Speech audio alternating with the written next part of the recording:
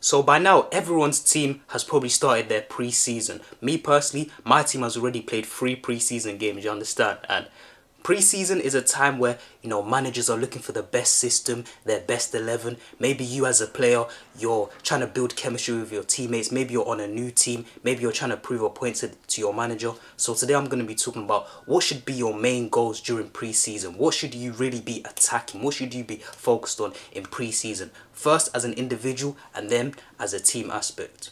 So first, let's talk about winning games. Now, when it comes to winning games and how much emphasis you should put on winning games during preseason, I believe that winning games isn't really that deep. However, you still want to build good habits. You want to build a good culture of winning, because I've been on teams, me personally, where we've had a bad preseason. The manager sort of said, "Oh, don't worry lads, it's only preseason. It's always about, the way we play, implementing style of play, patterns of play." However, when you start losing a lot of preseason games, there's a chance that that starts bleeding into the season, you understand? It starts just building that losing mentality, and then you end up starting the season bad.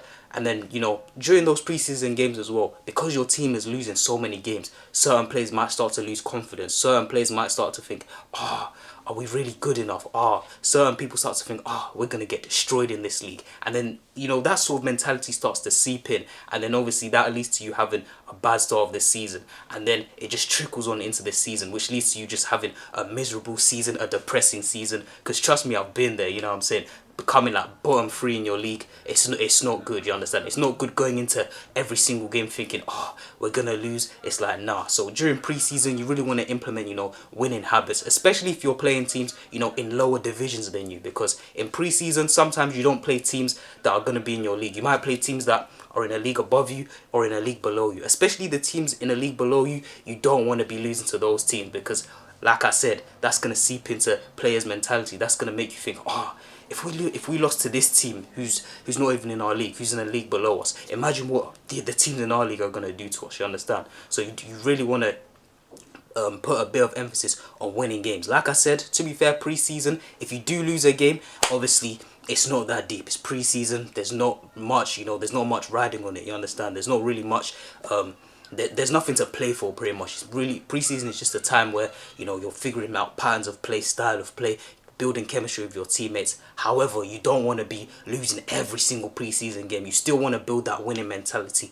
that winning culture. So when it comes to winning games, like I said, if you do lose a game, you can sort of move on from it quickly, you understand? As long as you're, playing well as an individual. I feel like playing well as an individual is sort of more important than actually, winning the game in pre-season. Getting your fitness up, getting your technicals up, getting your match sharpness up. However, you still want to aim to win the game. You don't want to be going into your friendly game thinking, it doesn't matter, you understand? You still want to take it seriously. You still want to be competitive. You still need to be aiming to win every single game. For example, look at Chelsea. Chelsea just won the Club World Cup. Now, like I said, the Club World Cup isn't, the biggest competition, isn't a competition where people put a lot of emphasis on it. Not in particular, you know what I'm saying? A lot of people at the start were saying, it's just a glorified pre-season friendly tournament. However, Chelsea ended up winning the Club World Cup, you understand? Now, think about how much confidence is instilled into those Chelsea players. First, after winning the Conference League, now they've won the Club World Cup. Now think about how their mentality is going into this season. They're probably thinking to themselves, we just beat PSG 4-0 in a final, you know what I'm saying? Well, no, 3-0 in a final. Think about, the confidence, and obviously that's going to trickle into their training sessions. People are going to be in a good mood, the team morale is going to be good, and they're going to go into that first Premier League game thinking like, we can really do this, you understand? We can really do this. They just signed João Pedro, he's looking like a quality player. Obviously Cole Palmer had a great game. So obviously their best players are thriving, and obviously the team morale is going to be high because they won the Conference League, they won the Club World Cup, and obviously that's going to have an effect on their morale going into the season. That's going to have an effect on their confidence. Now imagine if they got slapped by PSG. Maybe if they got slapped by PSG, the morale isn't as high. Maybe they could just, look at it and be like, PSG, treble winners, Champions League winners, best team in the world. They can sort of just hold their hands up and say, we just lost to a better team. However, big difference is that they won. So now think about their confidence is probably 10x, you understand? Their confidence going into the season is 10x, especially if they win that first game in their season.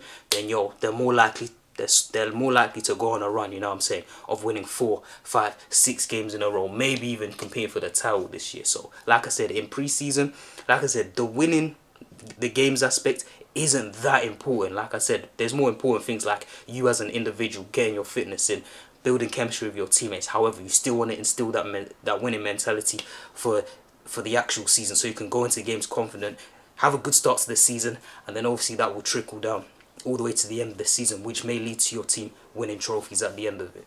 Now, the next goal / aim you need to have during preseason is to build chemistry with your teammates. Now, this especially applies to the players who are playing on a completely different team. Whether it's you joining a new team that already played together last year and you're the only one that's sort of new, or you're one of a few that's new, or you're joining a completely new team where nobody has ever played with each other before, you understand? Especially that second one, it's very important to, focus on building chemistry with your teammates, knowing your teammates' tendencies, knowing their strengths, their weaknesses, especially positionally, partnership, because obviously football's about partnerships all across the pitch. Think about it. You got your two centre backs, you got the right back, the right winger, left back, left winger.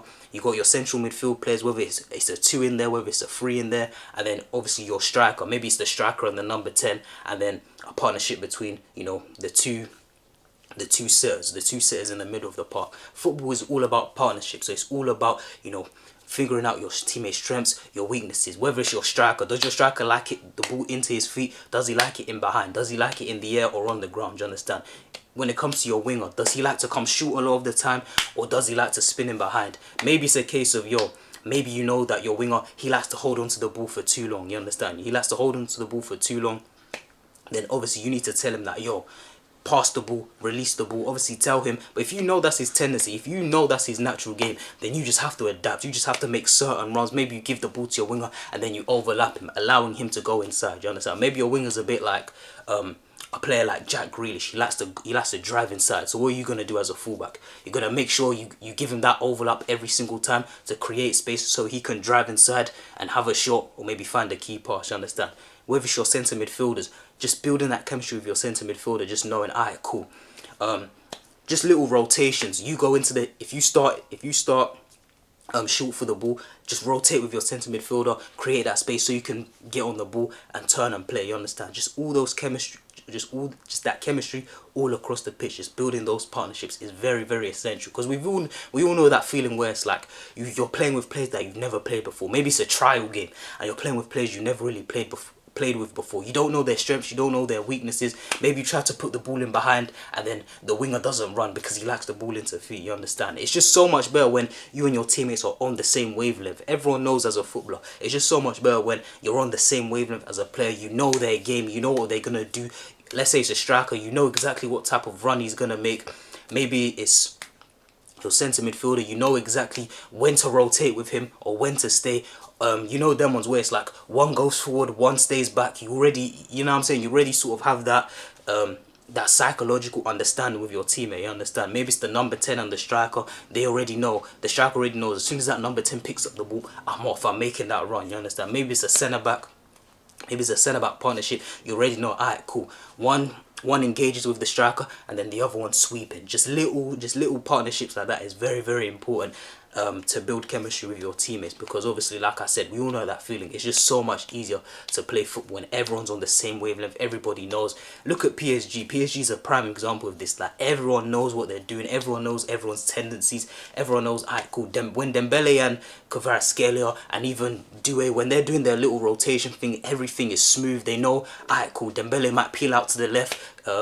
Kvaratskhelia might go into the middle. Maybe Doué goes out onto the left. It's just all rotation. You know, the midfield three, they know what they're doing. Obviously, normally it's Vitinha who sits deep, but Vitinha might go forward. Fabian might, drop to receive the ball. It's just about building chemistry. So preseason is a great time to build chemistry with your teammates. That should be sort of your number one focus, building chemistry with your teammates, because when you build chemistry with your teammates, trust me, it's going to lead to the next point I'm going to talk about, which is getting into the starting 11. So ultimately, building chemistry with your teammates, both in training and in your preseason games, is a great way to make you play better and then ultimately get into the starting 11, you understand? Because especially if you're new to the team, this is your opportunity to show the manager that, you deserve to play. You deserve to be in the starting 11. Even if you're not in the starting 11, at least you're one of the first players off the bench, you understand? But I know as footballers, we all want to start games. We all want to play 90 minutes if possible. So let's focus on getting into the starting 11. You want to get into the starting 11, especially once you make that transition into men's football. No matter what sort of level you play at,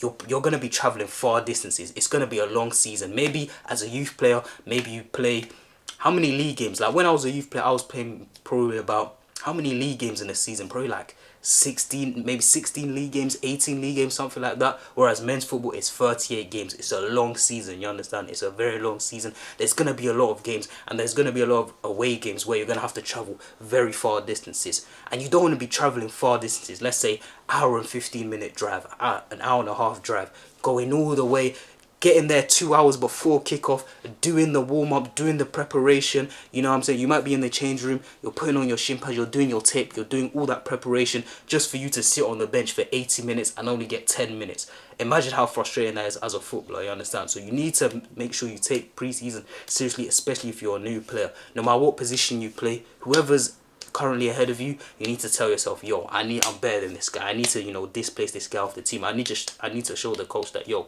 I'm a game changer. I need to play. He needs to play me. If he wants to win games, he has to play me, because like I said, you don't want to be, traveling far distances. You don't want to be going to training, putting all this work in, dedicating yourself, and then you end up just sort of sitting on the bench for the majority of the season, because it's very frustrating. Because at the end of the day, you want to play. If you're on the team, you want to play. So you have to make sure getting into the starting 11 is on your mind. You understand? Whoever's in front of you, just make sure that you just take a look at him and you outcompete him.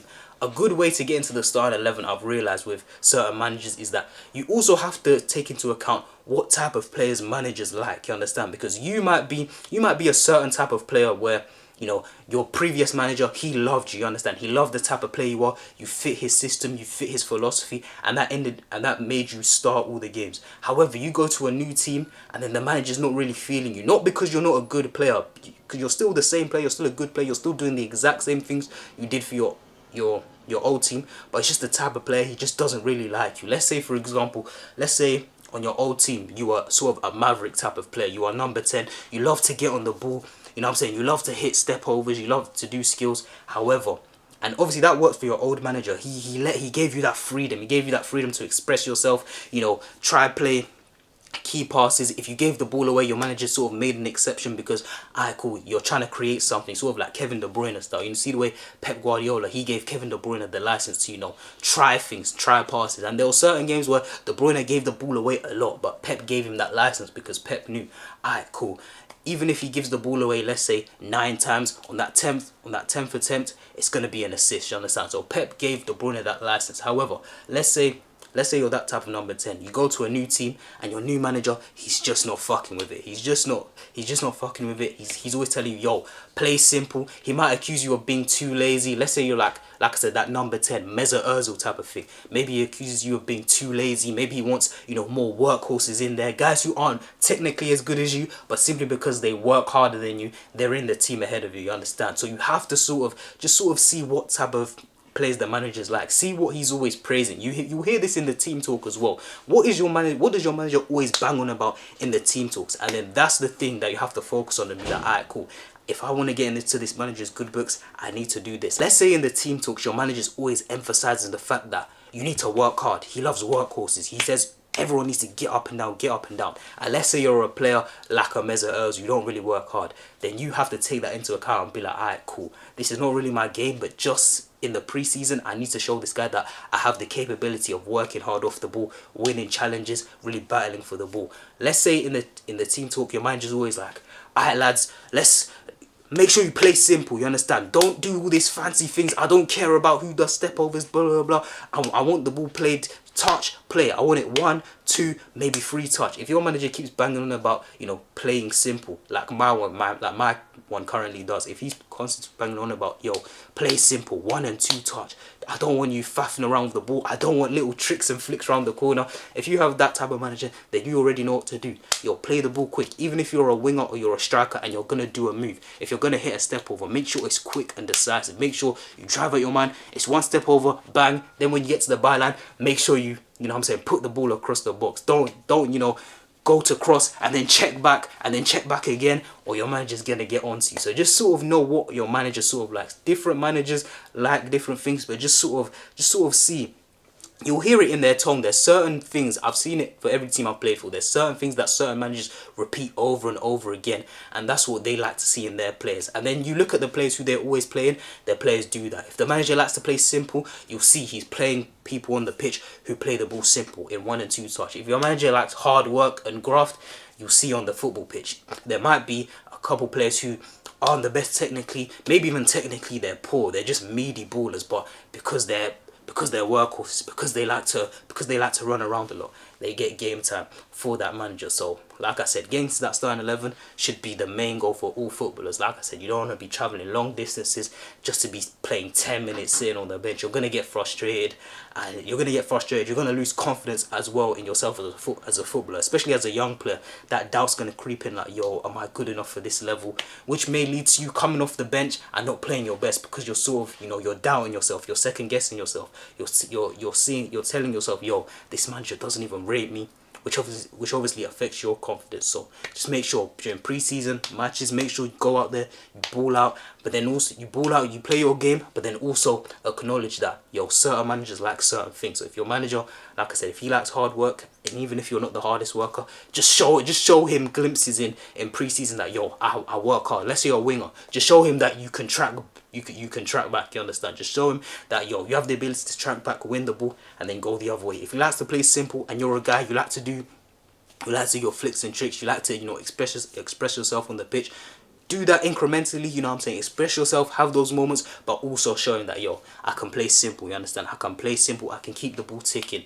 And then, yeah, you should be good. That's how you get into the starting 11. Those 3 aims should be your main goals during pre-season. 1, winning games as a team.